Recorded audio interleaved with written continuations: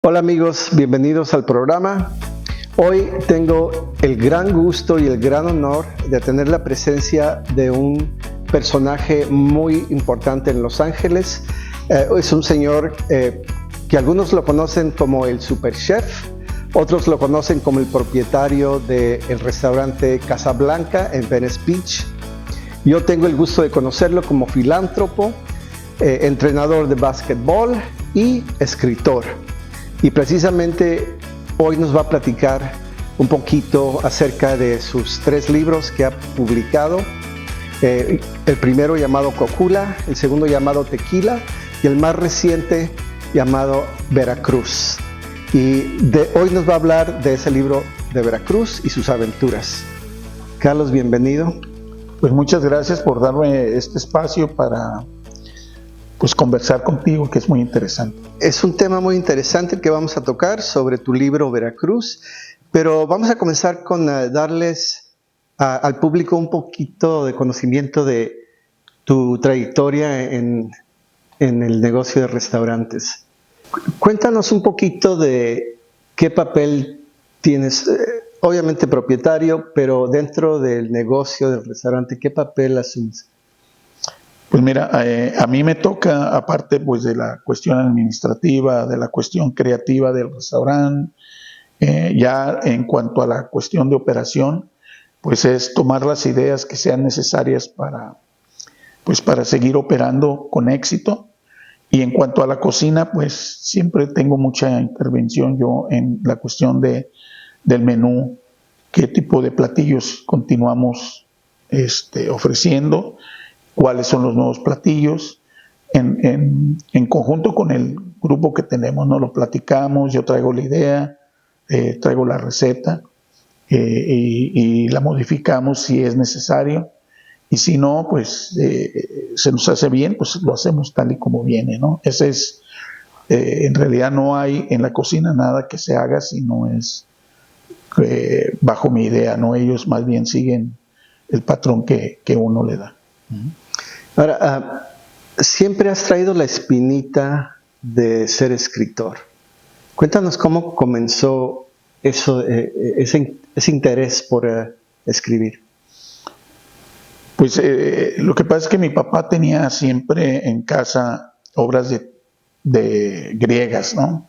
Porque eran presentaciones que hacían de teatro los locutores. Y pues siempre tuve acceso a la cuestión de ese tipo de literatura, que en realidad lo leía un pedacito y se me hacía muy aburrido, ¿no? Y el cine, estar con el cine, ¿no? Ir al cine, ahí hacía mis tareas, porque mi mamá era la que atendía era la boletera del cine, y mi papá estaba ahí en la proyección y todo ese tipo de cosas, así que teníamos que estar ahí, y eso crea mucha imaginación, ¿no? Siempre dije yo, pues yo quiero crear, ¿no? Algo, y ahí nació la inquietud en el ambiente que nos movíamos nosotros, de que pudiera yo ser escritor, ¿no? ¿En qué año comenzaste que decidiste ya llevar a cabo un proyecto? Fíjate que yo creo que tenía inquietud, ¿no? Como mucha gente lo tenemos, ¿no? Yo creo que casi la mayoría de las personas queremos escribir o escribimos, ¿no? Ya cuando lo hacen profesionalmente, pues ya es otra cosa, ¿no? Ya es ser una profesión de escritor, representa y quitas todo lo bonito y todo lo que tú te imaginas cuando quieres escribir, ¿no? Es la rutina de diario de escribir 8 horas, es una profesión muy, muy solitaria, ¿no? Pues no gusta, no quieres que te interrumpan, sobre todo cuando ya estás en las etapas en donde quieres finalizar X cosa.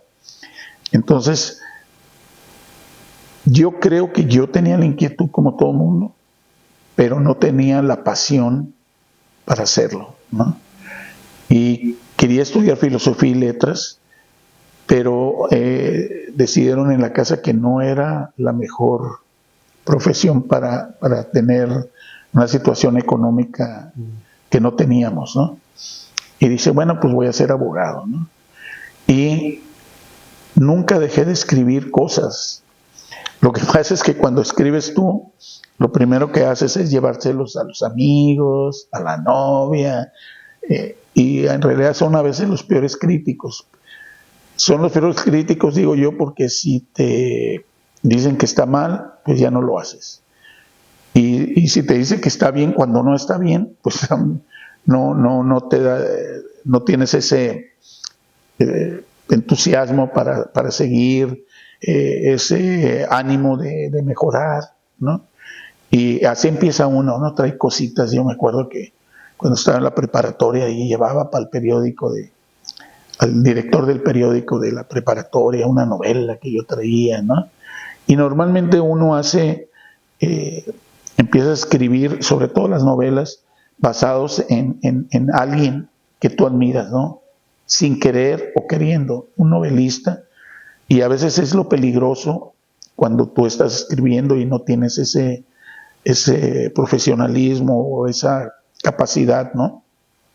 En donde te envuelves mucho en el estilo de otro escritor, en la idea de otro escritor, en fin, por eso tiene que ser una profesión, no lo tienes que hacer como, si de veras quieres escribir, tienes que prepararte, tienes que pensar en todos los obstáculos como cualquier carrera y saber pues que es una profesión de soledad, ¿no? Vamos a platicar un poquito sobre tu libro. No sé si este fue tu último o... Sí. Sí. Algo hiciste diferente sobre este libro, ¿verdad? Que no habías hecho en los libros anteriores. Creo que decidiste investigar un poquito más. Pero primero, cuéntame, ¿por qué Veracruz? Mira, durante mi etapa de restaurantero, bueno, parece un cliché lo que te voy a decir, pero cuando nos separamos un poquito de México, ¿no? De tu país, no sé, es nostálgico, ¿no? Es muy nostálgico. Y a veces quiere uno participar de alguna manera, ¿no? Ya sea haciendo una cosa o haciendo otra cosa. Y a mí me dio el entusiasmo por tratar de promover pues lo que teníamos nosotros o a lo que a mí me gustaba. Y entonces dije yo, pues, qué mejor manera de hacerlo a través de los libros. Entonces el primero que yo tuve es Cocula, porque me emocionaba la cosa del mariachi, en el tiempo en que el mariachi estaba cambiando de ser de bar a reconocer que eran buenos músicos y que podían tocar lo que fuera y que podían llenar conciertos grandes de teatro.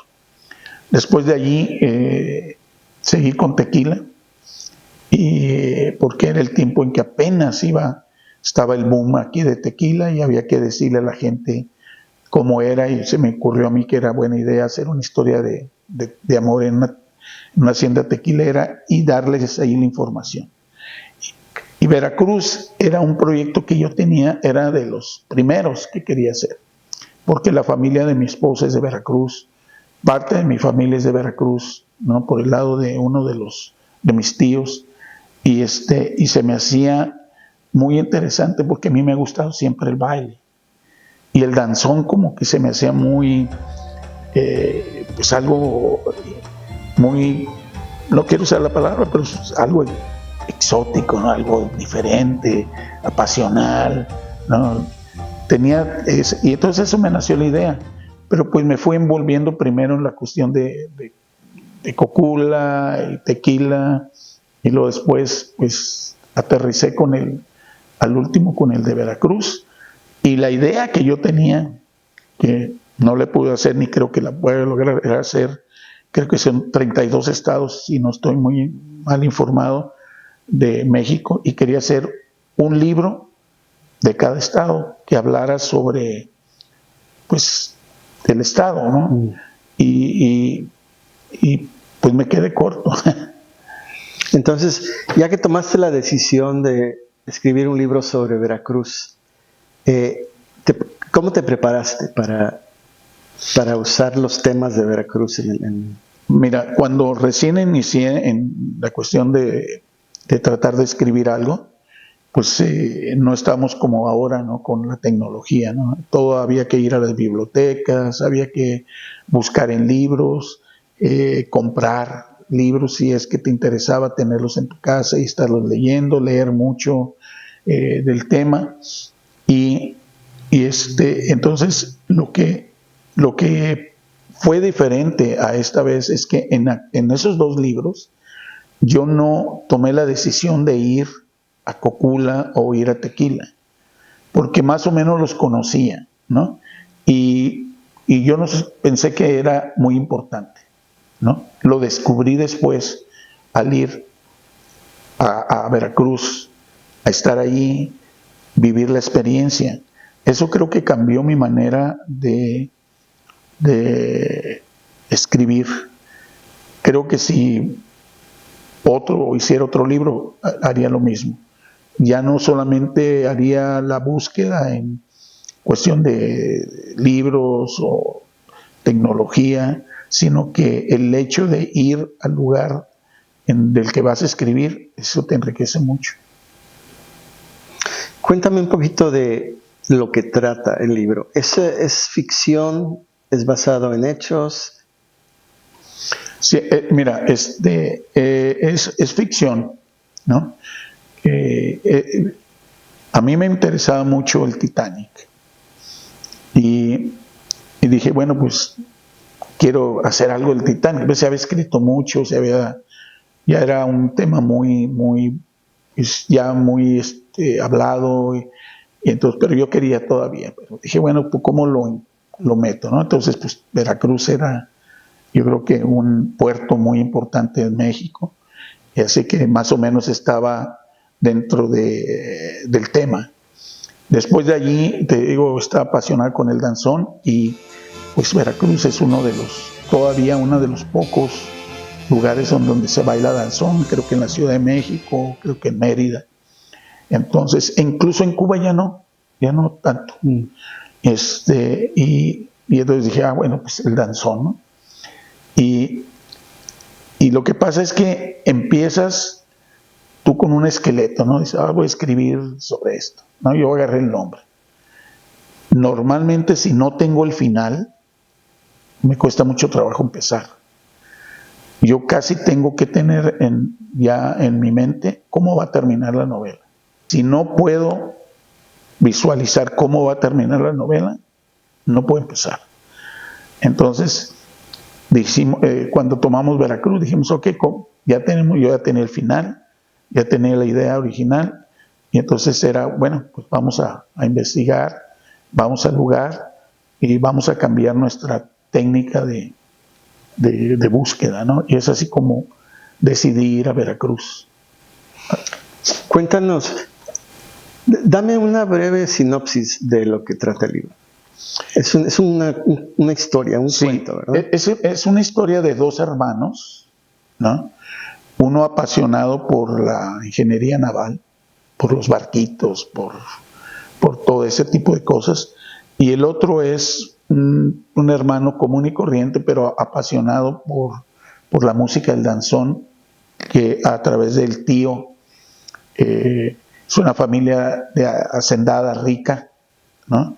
Y estos dos hermanos pues están muy unidos, tienen muchas aventuras juntos, descubren diferentes, cada uno en sus ideas, y es la historia de ellos dos. Ahí, a través de ellos, pues hacemos la relación de lo que es la historia de la familia y cómo ellos dos encuentran, por ejemplo, su manera de soñar, pero es interrumpida por un suceso ahí, que con la muerte de uno de los tíos, la promesa no incumplida por alguna circunstancia, y el personaje que aparece ahí, que era una situación personal que yo tenía, era un personaje que es muy recurrente en la literatura mexicana, que es la muerte, ¿no? Se me hacía muy interesante haber tomado el concepto de uno de los escritores favoritos míos, porque una de sus novelas fue hecha película y Humphrey Bogart fue uno de los actores principales, se llama Bruno Traven, y él escribió, creo, Macario, y la muerte era hombre. Y a mí se me hizo muy interesante, entonces yo tomé más o menos la idea esa y tenía la muerte porque yo quería tener ciertas respuestas de por qué pasaban las cosas, a dónde iba a ir la persona que yo quería que estaba en esa situación, etcétera, etcétera, ¿no? Y la historia la desarrollo a través de ese personaje, esos dos niños, la historia de uno de los niños que va relacionada con el danzón y la otra que va relacionada con el Titanic. Y buscando, pues, pensar que hay una reencarnación, pero que hay una reencarnación en tu propia familia, ¿no? No que reencarnas en otro lado, no que reencarnes en otro país, o en un árbol, o en un animal, ¿no? Sino que pensé yo que sería, pues, para mí en ese momento de alivio, pues pensar que la persona puede reencarnar en alguien dentro de la familia, y así es más o menos la idea. Ahora, como parte del proceso para prepararte para el libro, fuiste y conociste varias personas importantes de Veracruz, incluyendo el grupo de son jarocho conocido como los Cojolites, ¿verdad? Sí, bueno, a ellos los conocí aquí en un evento de jaraneros que se desarrollaba aquí en Los Ángeles, y entonces me quedó el nombre, ¿no? Los conocí así como, hola, ¿cómo están? Conocerlos ahí en la actuación, pero sin tener un contacto muy directo. Cuando yo tomé la decisión de ir a Veracruz, bueno, pues le hablé a mi familia, le dije, oye, pues quiero ir a Veracruz, estoy escribiendo un libro del danzón y me gustaría mucho que pues ir allá, ¿no? Entonces me dijo, yo tengo las personas que tú necesitas. Y él tenía el contacto con los Cojolites, tenía el contacto con el danzón, Su Majestad el Danzón, así se llamaba el grupo que baila o bailaba los domingos y los jueves en la plaza de Veracruz con las danzoneras. Si yo te voy a presentar ahí, te voy a presentar una poetisa que es muy interesante, te voy a presentar un culebrero, dentro de los que creo que va a ser pues interesante para ti, sin saber de qué se trataba, ¿no? Él traía personajes que él pensaba que se iba a hacer, al director de una escuela de danza, ¿no? que también tenían danzón, al director del archivo de historia de Veracruz. Eran los personajes que yo iba a visitar por medio de mi familia.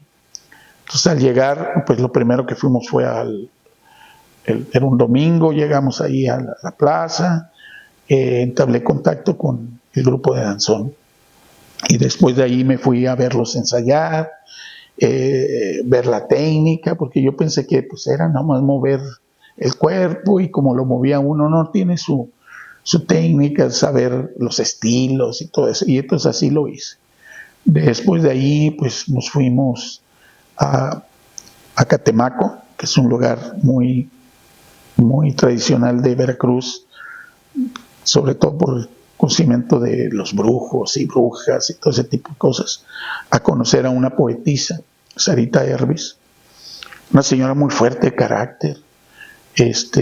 Cuando llegamos, pues nos hizo esperar, estaba cocinando ahí para la gente, que era lo que vendía, que decía, yo cocino lo que quiero y cuando se acaba, y el que me quiera comprar, que me compre. Entonces la esperé yo y la primera pregunta que me hizo, ¿qué quieres de mí? Y no, pues yo conocerla, Sarita, pues me sacó un poquito de mi confort, ¿no? Y dice, sí, pero ¿qué quieres de mí? ¿No? Y total, ya empezando a platicar, y que yo venía a escribir, y le llevo un libro de los míos, y ella, que le gustaba mucho la poesía, había sido premiada por el Estado. Total que congeniamos, nos pudimos tener empatía los dos. Terminó dándome su mejor libro de poesías, el premiado, que la utilicé, mucha de la poesía de ella la utilicé en el libro, ¿no? Y así que fue una cosa muy importante para mí, es el conocimiento de ella. Después de allí, pues partimos a conocer a los Cojolites, y en el transcurso del viaje, pues me dijo, vamos a conocer a esta persona que es un ingeniero, no me acuerdo del nombre, pero me dio su libro, se llama Culebreros, y que se trata de esta organización como tipo santeros que existe, en donde para formar parte tú de ellos necesitas no te aceptan así nomás así, necesitan tus conocimientos en cuanto a cómo curar las heridas, las mordidas de culebra, a través de santos, a través de remedios naturales, y bajo una filosofía, ¿no? Por ejemplo, el que hace la curación, pues no puede tener sexo por 30 días para ser parte de lo que es esto. Entonces fue muy interesante y se me hizo muy interesante. Después de allí nos fuimos con los Cojolites, ¿no? También muy interesante estar en su lugar, saber que ellos hacen pues muchas cosas por el son jarocho, y a través del conocimiento de los Cojolites, pues cambió mi idea. ¿Con quién más tuviste interacción? Pues tuve, como te digo, tuve conocimiento con el director de la escuela de danza, que él me proporcionó pues casi como 40 o 50 danzones de diferentes danzoneras. Eso también me abrió el panorama para más o menos darme una idea de lo que era el danzón, ¿no? Ya en un aspecto más amplio. Conocí al director de archivo de Veracruz, y él me proporcionó pues mucha información. Incluso hay una anécdota muy que lo que yo digo es, cuando tú estás haciendo algo, hay veces que todo se te acomoda, ¿no? Donde está el archivo ahorita de Veracruz, mi suegra vivía ahí, la familia de mi suegra vivían ahí. O sea que antes de ser el edificio del archivo, era un lugar donde vivían varias familias. Porque ella misma me dijo, no, pues vete a la parte de atrás, están los lavaderos. Y efectivamente así era. Había un cuarto oscuro ahí que decían que ahí castigaban o algo así. Pero entonces eso fue muy interesante, hablar con él, y fue también muy interesante abrirme mucha información de la historia. Y otra persona, pero de veras que me abrió para darle mucha pues sentido a la historia de la ciudad, fue un profesor de la Escuela de Turismo de la Universidad Veracruzana, que lo contacté a través de un miembro del grupo de danzón, y me dijo, no, pues mira, mi maestro tiene un libro de Veracruz y que nadie lo tiene. Fui con él, me hizo el favor de sacar las copias, llevármelo, y luego después darme un pequeño recorrido a pie por el centro de Veracruz, explicándome los lugares que ya no estaba, como la estación de ferrocarril, como por ejemplo el Casino Español, entrar al Casino Español, etcétera, etcétera, ¿no? Eso también fue muy, muy importante, todos ellos. Y luego después de ahí conocí aquí en mis clases que daba para estudiantes extranjeros 3 veces al año, 4 veces al año, a una muchachita que también le gustaba escribir. Me dijo, no, pues mi papá va a venir. Fueron a Casablanca, y resulta que era un arquitecto muy reconocido en México, y su esposa también era escultora de escultura de submarina en Cancún, y él me regaló un libro de Veracruz también. Entonces, pues me llegó tanta información a través del director de archivo, a través de el profesor, a través del arquitecto, a través de los culebreros, a través de los cojolites con el son jarocho, que allí cambié un poquito la idea de no nomás ser el danzón, sino incluir el son jarocho del sur, que es diferente a otras partes. Ahora ya, al haber terminado este libro, Veracruz, ¿qué planes tienes? ¿Ya tienes otros proyectos? ¿Ya? Mira, uno nunca deja cuando te gusta, nunca dejas de hacerlo, ¿no? Ahí tengo una novela de ciencia ficción que la dejé olvidada por mucho tiempo, pero que tengo mucho avanzado, que afortunadamente a través de cómo están las cosas hoy, es más fácil para mí escribir. Y tengo otro de Puebla que casi terminé, casi. Creo que me faltaba nada más darle el último toque. Y fui a Puebla. Ahí también me tocó ir, ahí también sí fui a Puebla. Estuve en Puebla por varios días y conociendo a un maestro de la escuela poblana, que escribe muchos libros. Esa vez me vine como con 30 libros, algo así que él me recomendó sobre Puebla, ¿no? Cosas de historia y cotidianas, ¿no? De cómo se transformó Puebla, cómo pasó todo eso. Y pues a mí lo que me gusta es, bueno, ¿cómo lo voy a hacer diferente? Y tenía la idea de que México estaba muy avanzado en ese tiempo en la cuestión de la aviación, pero por X circunstancias se fue quedando. Entonces me hizo interesante tomar el tema de la aviación e incluirla ahí en Puebla. E incluso en Puebla, dentro de las investigaciones que hice, había un ingeniero que diseñó una bicicleta como helicóptero. O sea, había cierta parte que podía yo utilizar como lo que me interesaba de base de la historia.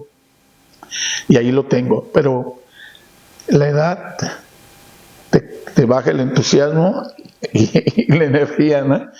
Y afortunadamente el restaurante ha estado cambiando. Me da la oportunidad también de ser creativo en el restaurante, ¿no? Para mí no es un restaurante común y corriente, ¿no? Un restaurante que tú lo tienes bien limpio, que tienes esto, lo otro, sino que diario estoy pensando qué puedo añadir al restaurante. O sea que es un espacio para creatividad para mí, y a lo mejor eso me ha impedido un poquito pues escribir, ¿no? Porque antes escribir era lo que a mí me alimentaba mi creatividad. Ahora la tengo ahí en Casablanca, entonces me ha quitado un poquito de escribir, pero ahí tengo esas dos novelas pendientes, ¿no? De a ver qué hacemos con ellas. Pues ojalá te vayas llenando de energía para que termines esos libros, suenan muy interesantes. Y me gustaría volver a invitarte para hablar un poquito más sobre Casablanca, que nos cuentes ya más profundamente de los detalles. Sé que has comprado muchos artículos relacionados con Casablanca, con el Titanic, que los tienes de muestra en tu restaurante, ¿verdad? Sí, pues te digo, ahorita es la novedad, ¿no? Desgraciadamente de una tragedia sale otra tragedia, y nosotros nos apasionamos de las tragedias, ¿no? Somos así los humanos, ¿no? Nos gusta conocer de las tragedias, ¿no? Sobre todo ese tipo de cosas. Y ahí estamos ahorita haciendo algo como formando parte de lo que está pasando, ¿no? Y sí, Casablanca pues tiene su historia después de 43 años, hay muchas anécdotas de cosas. Sobre todo es muy interesante conocer la historia del restaurante, porque conocí dentro de los primeros años a uno de los sobrevivientes de la película Casablanca. No tenía una parte muy importante, era una pequeña parte, pero había trabajado con Humphrey Bogart en otras dos producciones grandes, tuvimos una relación muy cercana, casi yo lo considero como un segundo papá, fíjate, de esa relación tan cercana y en tan corto tiempo. Nos juntábamos todos los sábados y era una cuestión de intercambiar ideas de Casablanca. Y cuando nos juntemos, yo te contaré todo lo de la película, todo lo que él me dijo, cómo conocí otros personajes, lo que hicimos, los críticos de comida, ¿no? O sea, todo ese tipo de cosas, ¿no? Claro. Que es también interesante para la gente, ¿no? O sea, no es los problemas que tienes, ¿no? A veces, situaciones chistosas o trágicas a veces, ¿no? Pero todo eso te lo puedo contar cuando tú gustes. Excelente. Quedas invitado. Y antes de terminar, nada más dinos, por favor, ¿dónde pueden conseguir tu libro? Y bueno, los 3 libros que tienes. Fíjate que creo que lo pueden hacer en Amazon. En Amazon están, los he visto yo en Amazon, ¿verdad? Yo normalmente los libros no los vendí, casi los usé para regalarlos, ¿no? Para hacer presentaciones en las escuelas. La última edición, por ejemplo, que fue en inglés, el libro Tequila es el que está en las 2 versiones, en inglés y en español, pero la segunda edición del libro en inglés de Tequila, esa la hice 2,000 ejemplares, pero nada más para regalar en los clientes, porque pues estar en Venice, donde hay escritores, donde hay cosas, pues yo quería incluirme en el grupo, ¿no? Así modestamente, quería que mis clientes pudieran sentir esa misma sensación, ¿no? Que yo sentía de que estás en Venice, que es algo cultural y que puede ser un restaurante donde puedes conocer quizá no un escritor famoso, pero a un autor. Y entonces les regalé era regalar los libros, ¿no? Gente que los ha valorado, ¿no? Gente que no, pero es parte de que yo lo entiendo, ¿no? Como que la gente que le gusta la comida Casablanca, gente que no le gusta. Claro. Entonces es parte del ser de uno, ¿no? Pero la última, sí, 2,000 libros los regalé, así que creo que algunos de esos ellos los pusieron en venta y he encontrado algunos en venta en Amazon. Pues te deseo mucha suerte en todos tus proyectos. Tenemos ese pendiente de que regreses a contarnos más sobre el restaurante. Y muchas gracias por estar con nosotros. No, gracias por el espacio, ¿no? Siempre hablar de uno mismo como que te alimenta, ¿no? Y te da mucha energía, ¿no? Claro. Y que tú me dieras esa posibilidad de que la gente pudiera conocer un poquito de Casablanca, un poquito de Carlos Haro, de la familia, pues es algo para mí muy importante. Y pues te daría un abrazo, pues estamos aquí sentados, así que a lo lejos tienes... Pues ha sido un honor y ha sido muy divertido escuchar, muy interesante escuchar lo que nos has compartido hoy. Y nuevamente muchísimas gracias. Pues muchas gracias. Gracias. A ti.